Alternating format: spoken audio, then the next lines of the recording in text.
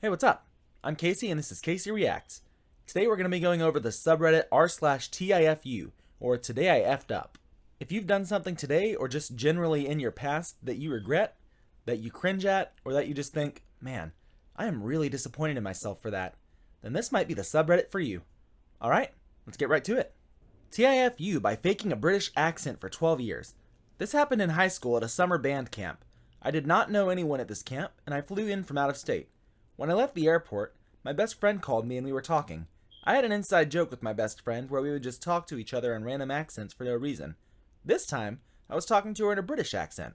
Little did I know that a group of people from my summer camp were standing right next to me waiting for the camp's bus to pick us up. I get off the phone and one of them asks if I'm here for the camp too, and I say yes. He then asks me where I'm from and tells me that my accent is so cute.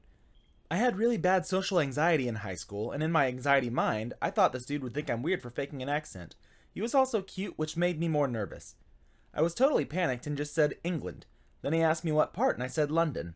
Then, thinking he'd ask if I flew in from abroad, I said I was raised in London and then moved to the US. That's where the lies start, but not where they ended.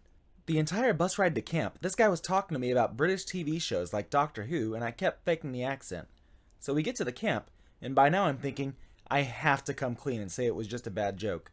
But for some reason, my anxiety is going, no, don't do that, it's too late, you are British now. Everyone in the bus had heard my accent and me talking about how much I love Doctor Who in the London theater. Never been. So, for the entire 2 months of camp, I pretended to be British. I even watched YouTube videos on how to fake a better accent and words to say to sound more British. That guy and I became friends and we kept in touch. I never came clean. It's been 12 years. For a while, we kept in touch a lot and would FaceTime and I'd fake the accent.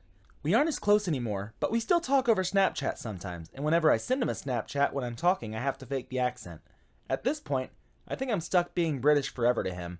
He can never meet my other friends or family. He lives in a different state, but if he ever visits where I live, I guess I'm faking the accent. I wish I'd never faked the accent. I guess in the grand scheme of things, it could be a lot worse. At the very least, you didn't start dating. That would kind of suck to have to raise your kids with British accents just because you have to convince your now husband that you're British. I feel like there's $1 million sitcom somewhere in there. TIFU by setting off an alarm with smells from my body. Today I screwed up while sleeping in my camper van. I had eaten a burrito or two and was dropping some absolute bombs before falling asleep. I only have about 8 hours in between shifts, so getting as much sleep as I can in there is pretty important. Around 1 a.m., I was woken by the carbon monoxide propane monitor beeping loudly, which is something that's scary as hell if you've ever read about carbon monoxide poisoning. Well, it had a propane indicator, which for the life of me I couldn't figure out. I had taken the propane system out last week. I was crouched and had silenced the alarm when my body expelled another big wave of leftover burrito fume, and as it hit the monitor, it started screaming for me to please God stop with the torture. Realizing my problem, I cracked the windows and turned the fan on only to have it go 2 or 3 more times across the night, waking me and ruining my sleep for the night. I had a horrible, smelly zombie day today and it was all due to my ass. Well, I guess that's a pretty good lesson to know. Don't eat burritos or any kind of Mexican food if you have a carbon monoxide detector in your van. Pretty good advice. Granted, I'm not sure how many people have that many issues with their farting being so bad that they set off carbon monoxide detectors. TIFU by learning how it feels to be a breath mint. Oh no. I write to you today from a position of incredible discomfort, somewhere between the fires of hell and the eternal cold of Hoth. At this moment, I am wrapped in the sheets as if they were the still warm carcass of a tauntaun.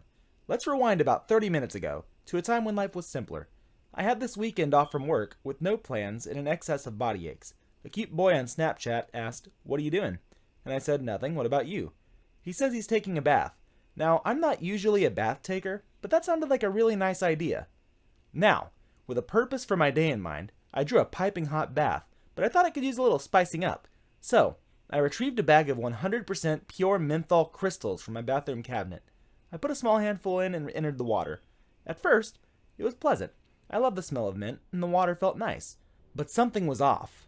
The more, shall I say, tender parts of my body began to burn with that familiar icy hotness. Realizing that the air was only getting mintier, I kept from the water and tried to scrub the mint off, but the water and air was unbearable to touch. It felt as if I were self-immolating in a blizzard. I desperately rubbed a moist towel over the worst affected areas and have been shivering in bed ever since. with every movement, breeze, or fart sending shivers down my spine. Yeah, be careful with any kind of menthol, icy hot, whatever kind of stuff in your body. It sounds like fun at first, but it's not going to be pleasant later. If you have icy hot, put on a little bit. Wait. Don't just put on as much as you possibly can because you're going to have a bad time. As for taking a bath in it, I can just say no. You don't want that anywhere near your naughty bits. Getting anything like that down there will burn with the wrath of 1,000 jalapenos. Oof. TIFU by being unable to follow through on my successful pickup line. So, I was on a first date with this really cute guy. We'd had drinks at a local bar one night and wandered back to mine. After offering a glass of wine and settling in, I threw out what I hoped would be a winning line. "Oh, would you like to stay for breakfast?" Now, it totally worked, and he was rather charmed by the cutesy phrase, and wonderful night was had by all. Now, in the morning he awakes and asks, "What's for breakfast?" Now I have the most depressing bachelor's fridge ever, barren with the odd beer bottle or takeaways. I hadn't thought to follow through with that line. I had to shamefully admit this, and although he laughed it off, I knew in his heart he wanted a full English breakfast or at least some over-easy eggs. Lesson for today. Always be able to put together a hot breakfast. You never know. I feel like that's a pretty good life lesson in general. Just don't have an empty fridge. There's nothing more disappointing than getting home after a long day of work, looking in the refrigerator, and all you see is an empty bottle of soy sauce staring back at you that you forgot to throw away. Not saying this by personal experience or anything. I am definitely a responsible adult that totally remembers to get groceries before I need them. TIFU by getting too high to remember what I ordered. Obligatory, this happened a while ago, but I was reminded of it today. So it's a Friday night. My roommate, my friend, F, and I are having a great time. We're smoking, drinking, and listening to music. In the middle of hitting the bong, we hear this loud bang, bang, bang knock at the door. And we're not expecting anyone, so I immediately think cops. My roommate looks at me and just says, "Nope." We literally got on our hands and knees and started crawling from the living room to the bedroom. We hear another loud knock. F goes into the bathroom and hides. We're panicking. Oh, crap. What happened? The neighbors called from the smell? Why are the cops here? Do we just answer? Do we have to? All these whispered questions go on until we realize it's been long enough without another knock. Are we in the clear? I send my roommate to crawl back out and check. I'm too scared. She goes sneaking back out to peek out the front window. She yells out, "It's clear, I think," and then grabs her phone. The phone reads, 3 missed calls, Pizza Hut. F emerges from the bathroom, and we're all cry-laughing when she slowly turns the phone for us to see our mutual screw-up. We all apparently forgot we ordered pizza. There was in fact no cops and probably one annoyed delivery driver. We called and explained what happened. They sent us a new pizza and some cookies. Okay, at the moment, ignoring the fact that they forgot that they ordered pizza, I'd just like to point out, they have Pizza Hut in their phone. They have it saved as a contact. Otherwise, it would just say they have 3 missed calls from a certain number. Absolutely love it. I mean, I used to have Buffalo Wild Wings in my phone contacts. Granted, I'm also fat, so that makes sense. TIFU by jokingly asking a friend who was selling her bras if she lost her breasts. I'm cruising through Facebook, and an old friend from high school is posting up the Facebook marketplace a bunch of bras for sale. We go back a ways and would frequently joke with each other about vulgar things. She still lives back in our hometown. I had since moved and hadn't been back in a few years. She had recently gotten sick, but didn't want to go into the details about it, so I let it be. She would still frequently post pictures of her and her family and her out doing things. We still talk somewhat here and there, putting in little jokes here and there, but as adults with spouses and kids and a job and all, you naturally drift. Anyway, I didn't think it out of our usual line of comments when I decided that I would comment on our pictures of all our bras, saying, "What, did your tits fall off, so now you gotta get rid of all your bras?" She had breast cancer. Oh no. That's, yeah, that's just some bad timing right there. Also, P.S. She told me that she laughed at the joke, and there were no hard feelings, but I still apologized immensely and deleted my comment. Yeah, I haven't done anything quite that bad, but I've been pretty close, and that feeling whenever you realize that you screwed up, it's gut-wrenching. You literally feel like the air has been drawn out of your lungs, and you're just like, oh my god, how do I fix this? What do I say? What do I do? If they don't have a good sense of humor, you are screwed. TIFU by peeing all over my dog. I want to preface this by saying it was totally accidental, but hilarious. I understand this may turn people off who might consider an accident as some form of abuse, so don't read on if you may get triggered, coming from a genuine place. I have a 4-month-old mini Aussie Doodle, Ace. He is good and handsome. He's still learning about potty training, and we recently fenced in a little dog run, and we're working on transitioning him from wee-wee pads to go in a section of the dog run. We've been trying for days and using all the tactics, but nothing working. Tonight, I thought it would be a good idea to pee on the section, private from any neighbors, and mark my territory with the hope that the smell inside of a pee stream might awaken his bladder to its natural emptying. What I didn't account for was twofold. One, it is windy AF tonight. Two, my puppy is a curious little son of a gun, literally. Oh wait, that joke doesn't work if I have to change the word to gun. Dang. So, as I began my life as a brilliant inventor of my new potty training method that I would sell to Caesar Milan for billions, I started answering nature's call and immediately realized it's a horrible idea. Ace starts jumping in to play with the stream like it's the last day of school recess 1994 and the sprinklers were on by accident. Now, I may be the only male, but I highly doubt it, who could not stop peeing once they start. But I was hopping around my backyard like damn Dr. Zaius after finding out Moses could talk. The wind was also swirling like Wrigley, so I'm spinning a merry-go-round trying to avoid this poor puppy while laughing uncontrollably at how dumb I am for thinking this would work. In my dog-owning life, sixth dog, you'd think that I would understand how puppies will literally eat anything shining and or moving, and especially both.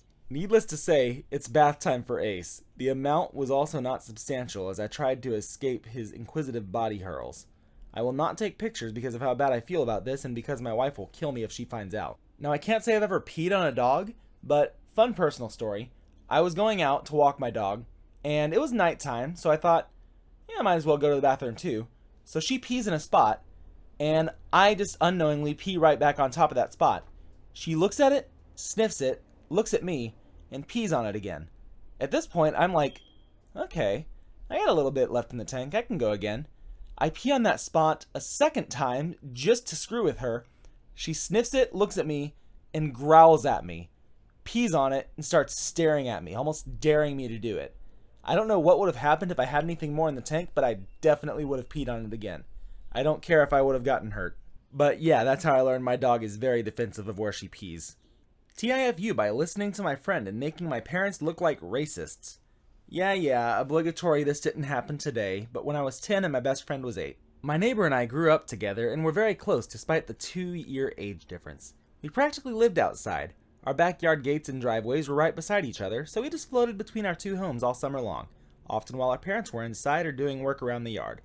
We loved playing every imaginary game you could think of. Let's pretend was, like many other kids, our catchphrase. I guess at some point, my friend had watched or been exposed to some heavy World War II information, but didn't totally understand it. Her dad was in the military at some point, so I think even though she was younger than me, she knew a lot more about certain aspects of history than I did. I only knew vague information about the wars at this age. Anyway, she decided that we should play soldiers, and I thought it would be a fun new imaginary world we had yet to dive into. We pull out our sidewalk chalk and begin creating an elaborate military base on my driveway. She then starts drawing huge swastikas over my driveway. "What's that?" I asked. "It's a military symbol," she said. "Oh, no. No, don't do that. That's not good." I shrugged my shoulders and continued drawing whatever the heck I was working on in the corner of my driveway. Then I drew a bunch more military symbols all over the driveway, garage, and bricks of the house. For approximately the next hour, my house is covered in hate symbols before, thank goodness, my dad comes out, freaks out, rips the hose out of the garage as quickly as he can, and washes away our military base. We then get quite the long lesson on World War II that I probably should have been taught prior to this. Yeah, no, kids are kind of stupid. I mean, back whenever I was that young, I didn't really know anything about World War II. What I did know is that a lot of books and stuff about World War II that I would see in the library, I would think, hey, that's a pretty fun symbol. It looks like a windmill. So I draw swastikas in my books. Not like the actual school books, but more like my notebooks, the little cheap $1 ones you can get from Walmart. Luckily, I had not decided to draw them all over my body, as I did with most things whenever I was a kid, which is very, very good. Being a blonde-haired, blue-eyed white dude, I gotta say, if I were to start drawing swastikas on myself as a kid, there would be some major, major issues that people would think that I had. I mean, on top of the other major issues that I had.